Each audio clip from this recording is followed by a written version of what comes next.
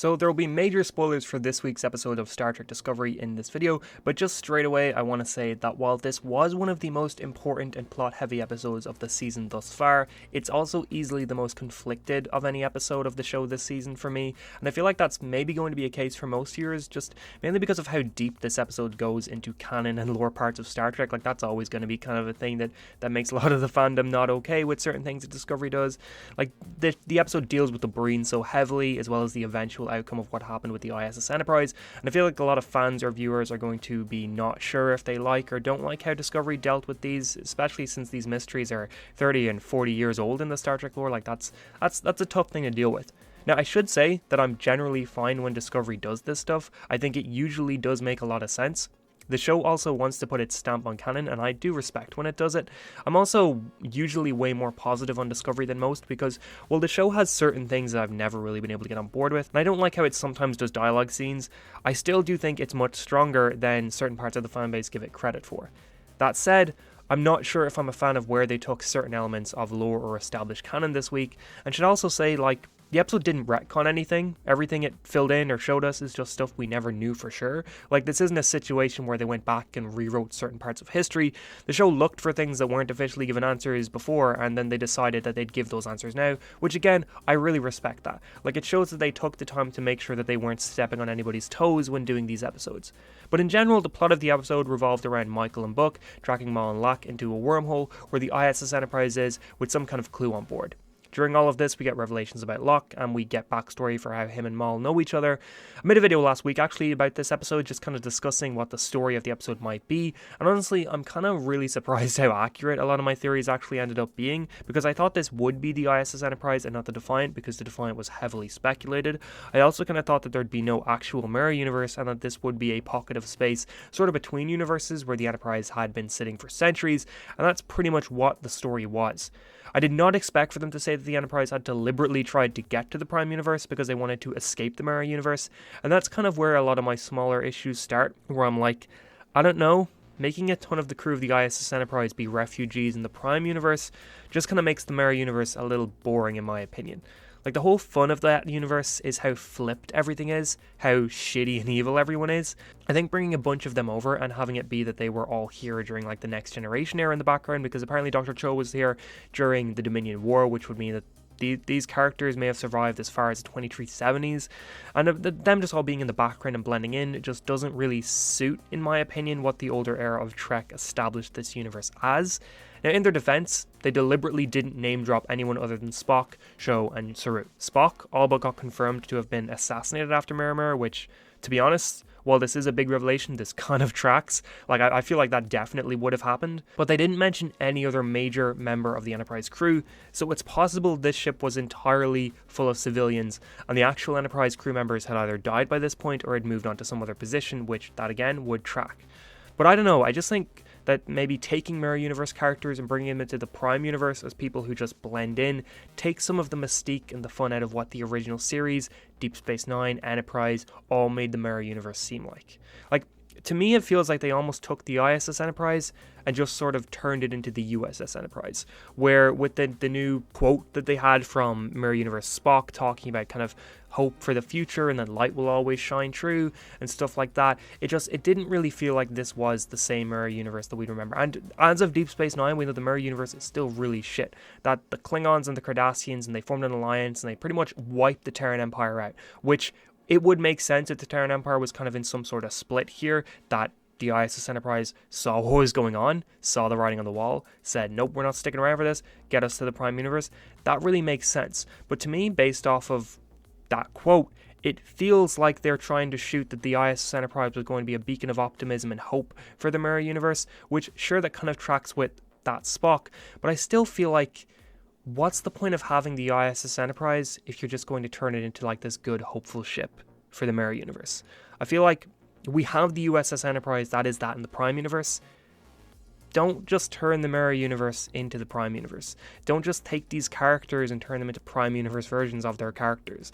Like, I think, you know, there really should be a way to keep a lot of the Mirror Universe stuff interesting, and this is not really the way to do it. I think a big reason why this episode kind of fell flat for me is because this felt like a really safe direction to go in. Now, a lot of people always say the Discovery showcases a very dark future, or that Discovery is a very sort of depressing look at what Star Trek will be in the future.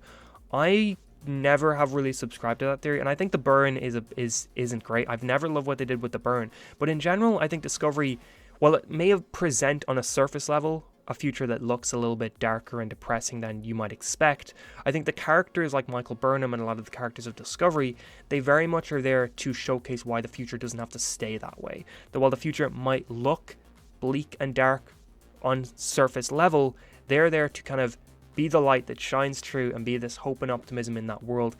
And I think that makes sense. I think that works for this show. But I don't think that works for the Mirror Universe. And it feels like Discovery's sort of taking their very optimistic, hope will always shine through. So they kind of like Superman as a character, I feel like. It feels like Discovery's sort of taking their Superman character and painting it on the Mirror Universe. And I don't really like that. I think we don't need answers for this sort of stuff. We don't need answers for what happened to the ISS Enterprise, because it takes the mystique away. But I think it just somehow makes the Deep Space Nine version feel like it doesn't really connect with the Mirror Universe that Discovery has. And I don't know, that's a little bit boring to me. It's a little bit unfortunate to me. Now, there were some cool things in here, though. When they first found the ISS Enterprise, they played that bit of music that they always played in the Mirror Universe in Discovery Season 1. I'm always an absolute sucker for continuity in soundtracks, and that was continuity in soundtracks, and I love that they did that. That was really exciting. I also think seeing Book and Michael on board all the Strange New World sets was kind of awesome. It felt like sort of a mini crossover in a lot of ways, even if I do kind of wish every single set wasn't so dark. Strange New World's version of the Enterprise is really bright and it's really nice to look at. Here, it felt like they were using Discovery Season 1 visuals on the Strange New World's Enterprise. Like, again, I get it from the POV that this is a damaged ship, it's old, it's Mirror Universe, but I also would have maybe liked to see these characters on a really brightly lit Enterprise set. Just in general, though, I did like hearing Michael talk about her thoughts on the Prime Enterprise, talking about Spock's station, things like that. Like, I think a lot of this episode really reminded me of some of my favourite parts of Discovery Season 2. While Discovery Season 2 as a whole I'm not super into, I do think that there are certain parts of it that remain my favourite things to ever come out of this show. So, yeah, I also really hope the ISS Enterprise makes a return. That ending shot with the ISS Enterprise alongside the USS Discovery was really exciting. It looked great. Reminded me of the end of Season 1 when we saw the two ships alongside each other. Talking about Moll and Locke for a second, all of the Breen revelations came back to the two of them, which that's been a big theory, is that Locke was actually going to be a Breen character, mainly because of the fact that the Breen were so involved in this season and he looked like an alien that we hadn't really seen before. And in terms of backstory, I think this was a really good way to find out how deep the relationship is between these two characters. They were both still good mysteries, and I feel like it was good to kind of get the answers for them, as well as sort of the histories between the characters. And they kept doing this Dutch angle style tilt every time they'd cut from present to past or past to present, which I thought was a really cool visual change for the show to try out for a little bit. I should also say that I'm fine with the reveal of how the Breen look. There have been so many theories over the past 40 years on what they actually look like underneath those helmets and how it connects to like the freezing cold environment we hear about in Deep Space Nine and a bunch of things like that. And I think that the idea that they have two distinct looks and sort of can switch between the two, but much prefer a certain version that they need their suits for, is a fine explanation. I really don't think you could do any answer or explanation that would make everyone happy. Like, no matter what visual look you went for, it was always going to be bad for a certain part of the fandom. Sure, the right choice may just have been to keep the mystery and not reveal what they look like underneath, but Star Trek does need to grow and evolve, and I feel like this is what they did here. They grew and evolved, they gave an answer to something that we've been wondering for a while, but it wasn't in a way that I think took the mystery or the mystique away. I think it just was an explanation we needed. Like, I think in terms of comparing the Breen revelations and the ISS Enterprise revelations, I think the ISS Enterprise, unfortunately for me, a lot of the stuff they talked about just made the Mirror Universe a little bit more boring, whereas the Breen stuff, I don't think it really took anything away from what the mystery already was. Now, my main issue here with the Breen, though, comes from the visual style of the 32nd century outfits or costumes, as well as the ships they were on.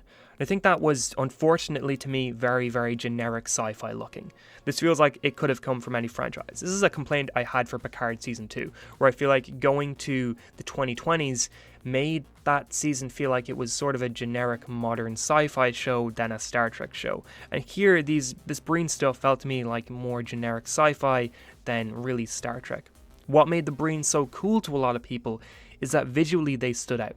Those costumes looked so different, so alien. Their ships had this weird and unique shape. They were a cool contrast to all of the normal aliens we saw. But the Breen here, these costumes just looked, I guess, modern futuristic. Like, they look like something you'd see in The Expanse or in a modern day reboot of Battlestar Galactica. I should say, The Expanse, Battlestar Galactica, two of my favourite shows of all time. absolutely love them, and I think their visual styles really suit the shows. But I'm just trying to point out that the Breen here, to me, feel like you could plop them from this and you could put them in any other sci-fi franchise. It wouldn't really change much, like, because they didn't feel like Star Trek Breen here. Like, sure, they might look cool, they might look modern, but they don't have that Star Trek feel that I think made the original Breen still work in the context of the other aliens.